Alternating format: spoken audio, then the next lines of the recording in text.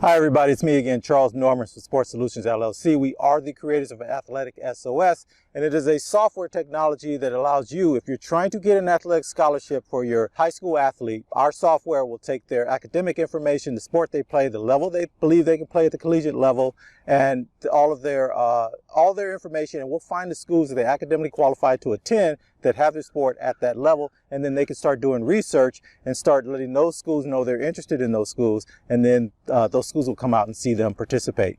And so what we're going to do now is we're going to continue our summer series. So this is the summer. You left school, you graduated, whether you're in the 9th, 10th, 11th grade, and you're going into the fall, you're going to be playing again, and you want to make the biggest impression on your coaches. If you're trying to move up to varsity, make sure you're starting, or you're trying to make sure that you have elevated your game to the next level so that when you do get to high school next, you're a transformed player, that you're just a completely different player. So last week we talked about improving your game versus evolving your game and then evolving the game. So those were the transitions. This week we're going to transfer to something a little bit different. We're going to talk a little bit more about your on-field actions as you're playing the game. Now, normally when we learn how to play a sport, once we learn the rules and we practice and we kind of figure out what's going on, it's our reaction time to something that's going on. When the play starts, we recognize something and we react, we move to it, or something happens and we react to it. And that's sort of the way we learn to play, especially when we're younger. We're sort of reacting to everything versus, sort of being proactive. It was usually the opposite of that. But we're really just kind of reacting to what's going on. And the more athletic you are, or the more cerebral you are about the game, you kind of seem to react a little bit faster. Now you got to be effective in your reaction, right? You can react, you can see something going on, but can you do anything about it? So that's the other part of it. And it can be offense or defensively. Reaction is not just a defensive mechanism. Sometimes you're reacting to what's given to you, right? So that's the first level, that's the base level. And a lot of people end up staying at that level. And depending on how athletic you are, you can get away with that pretty far through your career. It really, you can pull it off, and you can get to at least the collegiate level being reactive. It's hard to get to the professional level there, but then what's the next level from that? The next level would be your ability to anticipate. Like you just see something, somebody switch a certain way, or they're coming at some different way, or you just see it. You can already react to things pretty quickly. But now you start to anticipate. And when you get really good at anticipation, you actually can force things to happen the way you want. You'll play a certain way. You're going to make it so that you're not even anticipating. You're above that. You're creating, you're orchestrating the whole thing.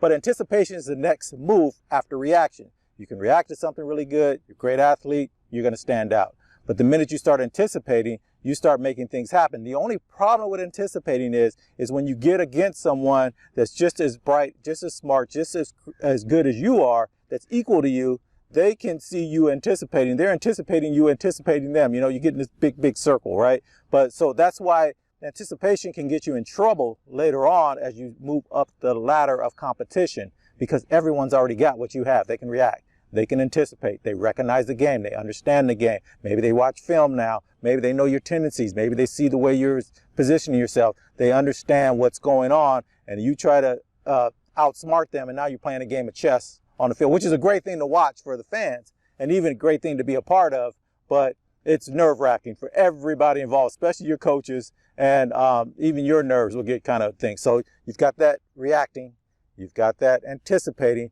but here's the really top level.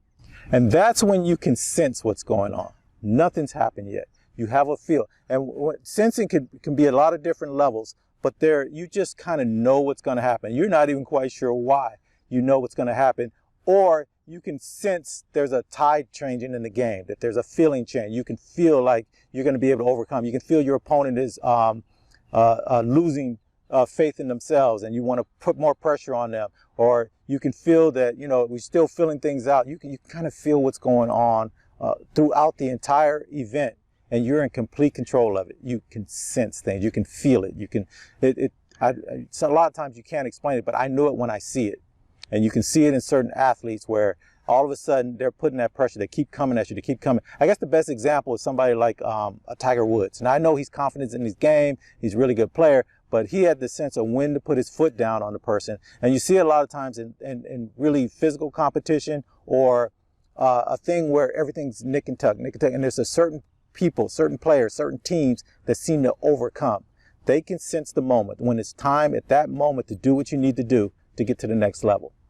So anyway, so those are the things that I want you guys to kind of graduate. So go from reacting to anticipating. That's your first level, especially in high school. If you can get that down, you're going to stand out anyway. And then as you get through it more and more and more, see if you can sense, see if you can identify moments in the game, moments in the competition that it's time for you to make your move, or you know what's going to happen and you can push it and you can orchestrate what's going on. And that's a mixture of the anticipation and the sensing, because if you get the sensing right, you're just another level of athlete, and that's all there is to it.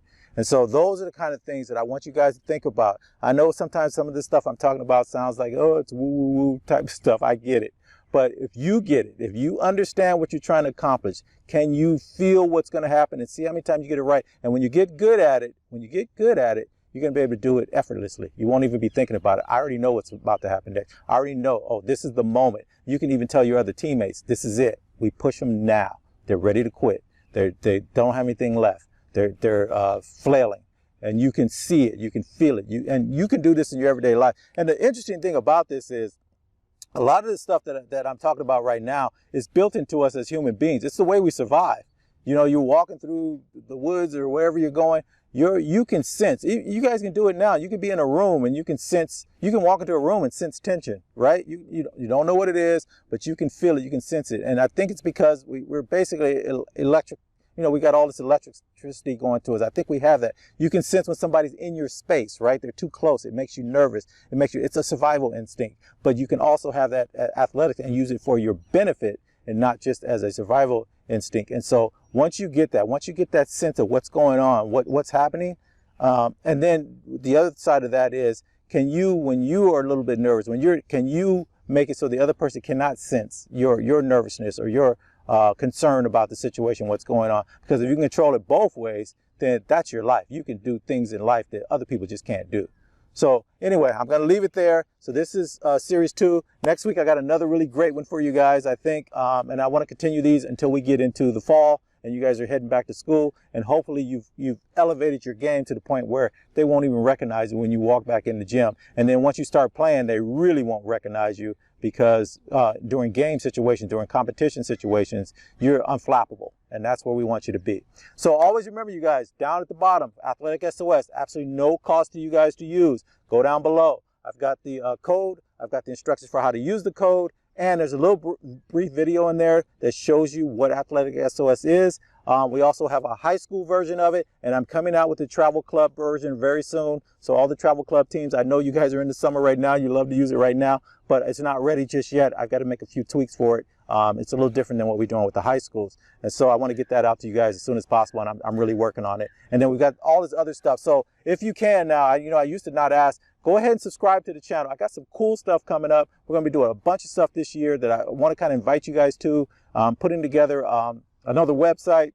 And I want to introduce you to these other cool people that I met that I think can do some cool stuff for you guys. And we're just going to keep churning along here. Stuff's happening really, really quick on our side. And I want you guys to be a part of it. But I want you guys to have a successful season upcoming, especially for your high school players and just your season in general, or whatever you guys are trying to do. Because I want you guys to decide what you're going to do moving forward. And I want you to learn how to position yourself for whatever you want to do in the rest of your life. I know you guys want to play sports and you want to move on, but at some point that ends. What are you going to do next? What's going to be next? And if you can develop this skill set, if you want to go into business or you have a job or you come in, whatever you're going to be doing, when you sit in that room, all of this stuff is going to pay off even on that end of it. It's not just for playing sports. It's about how you live your life, and it's going to be a great life if you can master some of these things. So anyway, next week we got another one, and then and I'll keep doing these once a week until we get to the fall, and then we'll just keep moving forward. All right, guys, as always, best of luck to you in all your endeavors, and we'll see you next time.